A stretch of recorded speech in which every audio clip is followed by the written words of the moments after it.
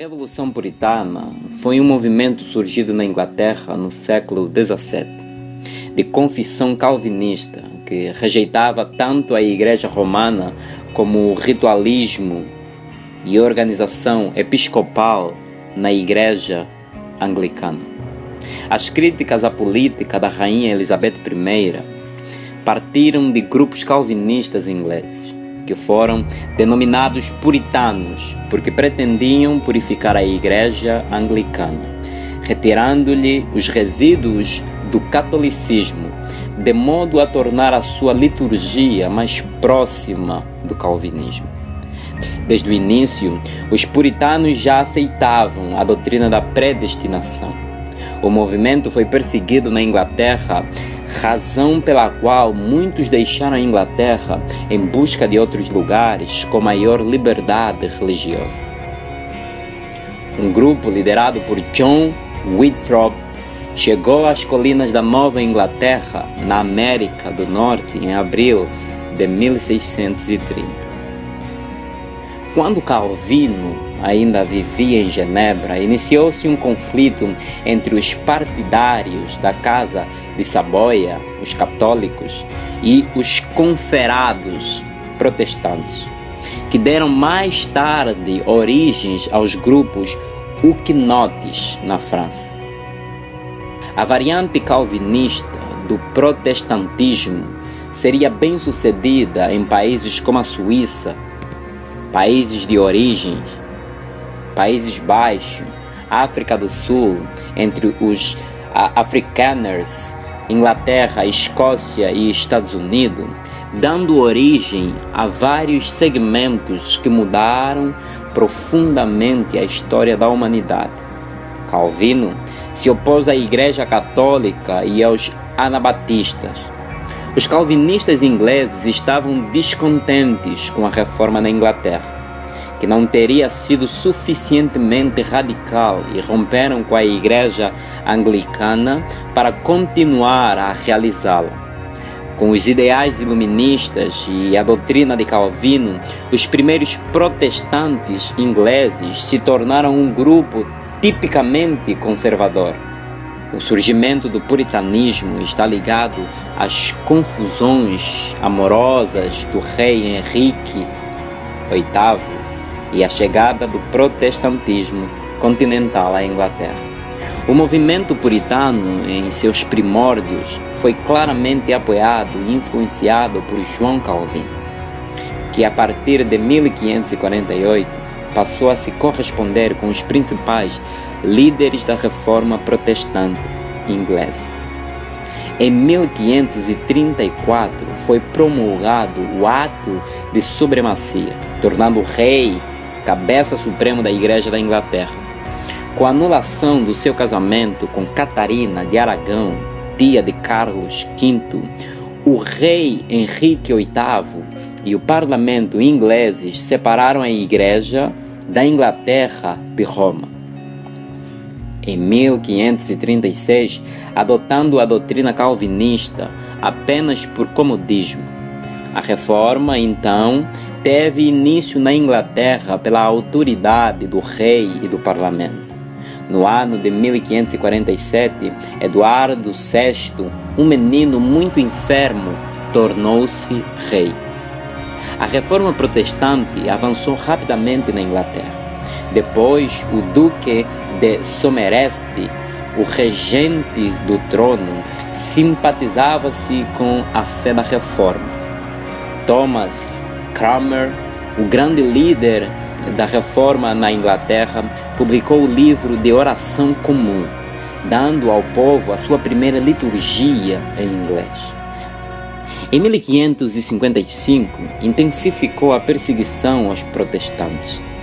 300 deles foram martirizados, entre eles o arcebispo da Cantuária, Thomas Cranmer, canonizado pela Igreja Anglicana. E os bispos Latimer e Ridley também foram martirizados.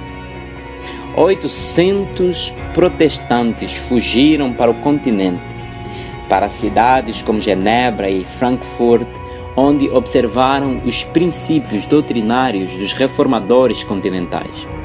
Isabel I ascendeu ao trono aos 25 anos, em 1558. Estabeleceu o acordo elisabetano, que era insuficientemente reformado para satisfazer aqueles que logo seriam conhecidos como puritanos. Em seguida, promulgou o Ato de Uniformidade, que autorizou o livro de oração comum e restaurou o Ato de Supremacia. Em 1562, foram redigidos os 39 artigos da religião, que são o padrão histórico da Igreja da Inglaterra, e a partir de janeiro de 1563 foram estabelecidos pelo Parlamento como a posição doutrinária da Igreja Anglicana. Em torno de 1567 a 1568, uma antiga controvérsia sobre vestimentas atingiu seu auge na Igreja da Inglaterra. A questão imediata era se os pregadores tinham de usar os trajes clericais prescritos. A controvérsia marcou uma crescente impaciência entre os puritanos com relação à situação de uma igreja reformada pela metade. Thomas Cartwright, professor da Universidade de Cambridge, perdeu a sua posição por causa de suas pregações sobre os primeiros capítulos do livro de Atos dos Apóstolos, nos quais argumentou a favor de um cristianismo simplificado e uma forma presbiteriana de governo eclesiástico. Em 1570, Elizabeth fora excomungada pelo Papa Pio V. A morte de Elizabeth ocorreu em 1603 e ela não deixou herdeiro. Apenas indicou como seu sucessor James I, filho de Maria Stuart, que já governava a Escócia.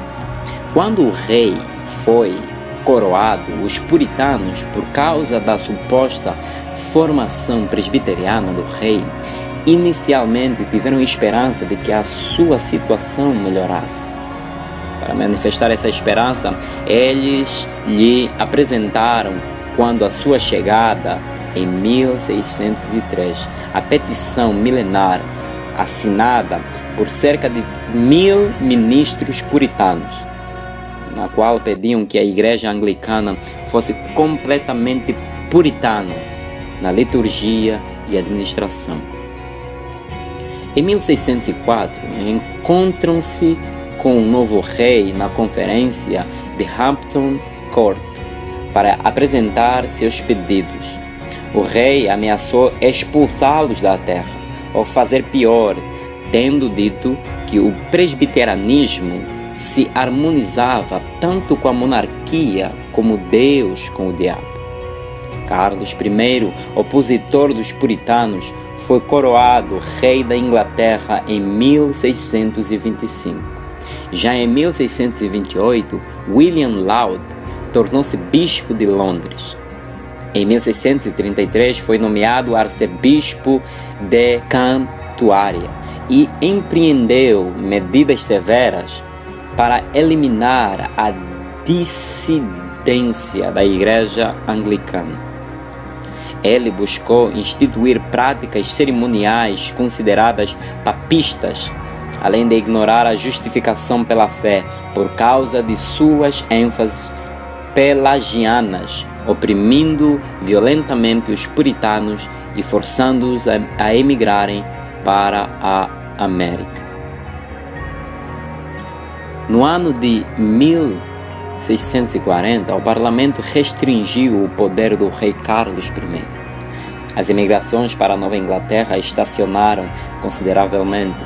A Assembleia de Westminster, assim chamada por reunir-se na Abadia de Westminster, templo anglicano de Londres, foi convocada pelo Parlamento da Inglaterra em 1643 para deliberar a respeito do estabelecimento do governo e liturgia da Igreja e para defender a pureza da doutrina da Igreja Anglicana contra todas as falsas calúnias e difamações.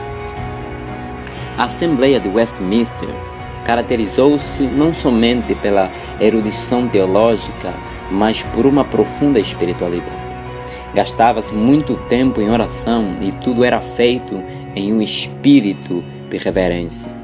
Cada documento produzido era encaminhado ao parlamento para aprovação, o que só acontecia após muita discussão e estudo. Os chamados padrões presbiterianos, elaborados pela Assembleia, foram os seguintes. Primeiro, Diretório do Culto Público. Concluído em dezembro de 1644 e aprovado pelo Parlamento no mês seguinte, tomou o lugar do Livro de Oração Comum. Também foi preparado o Saltério, uma versão métrica dos salmos para o uso no culto. Segundo, Forma de Governo Eclesiástico. Concluída em 1644 e aprovada pelo Parlamento em 1648, instituiu a forma de governo presbiteriana em lugar da episcopal, com seus bispos e arcebispos. Terceiro, Confissão de Fé, concluída em dezembro de 1646 e sancionada pelo Parlamento em março de 1648. Quarto, Catecismo Maior e Breve Catecismo, concluídos no final de 1647 e aprovado pelo Parlamento em março de 1648. Como consequência do auxílio dos escoceses, as forças parlamentares derrotaram o rei Carlos I, que foi decapitado em 1649. O comandante vitorioso Oliver Cromwell assumiu o governo, porém, em 1660, Carlos II subiu ao trono e restaurou o episcopado na Igreja da Inglaterra. Teve início nova era de perseguições contra os presbiterianos. Na Escócia, a Assembleia Geral da Igreja da Escócia adotou os padrões de Westminster logo que foram aprovados, deixando de lado os seus próprios documentos de doutrina, liturgia e governo que vinham da época de John Knox.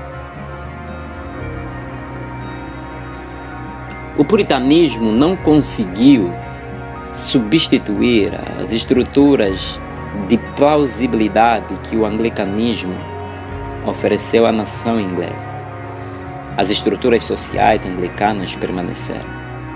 Apenas para uma pequena e influente minoria, esta situação não era satisfatória.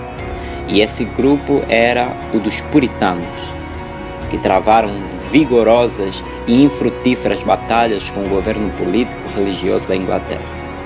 Em todos esses eventos, o apoio de Calvino foi influente na tentativa de levar sua doutrina a uma nação cujos laços com Roma haviam sido cortados apenas pela vaidade de um rei. A doutrina calvinista é hoje largamente professada entre os fiéis anglicanos, e nela sobraram apenas traços da liturgia do catolicismo.